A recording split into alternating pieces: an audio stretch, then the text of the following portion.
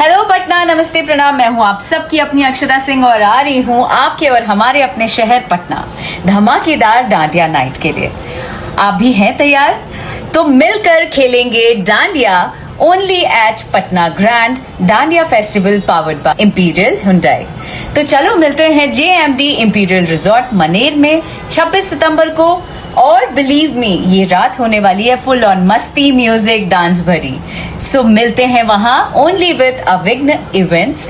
Tickets आपको मिल जाएंगी book माई show पर और डिस्ट्रिक्ट पर। तो भाई लोग ये लाइव वीडियो देखे अक्षरा सिंह के, जो कि अभी अभी लाइव आई हुई है अक्षरा सिंह, और बिहार में होने वाला है अक्षरा सिंह का शो, जो कि आज ही होने वाला है 26 सितंबर को, जो कि आज ही अक्षरा सिंह का लाइव जो कि देखे अभी अभी रिसेंटली ये लाइव वीडियो आया हुआ है। तो अगर अक्षरा सिंह के आप लोग फैन हैं तो आप लोग अगर आसपास होंगे तो जाकर जरूर देखिएगा।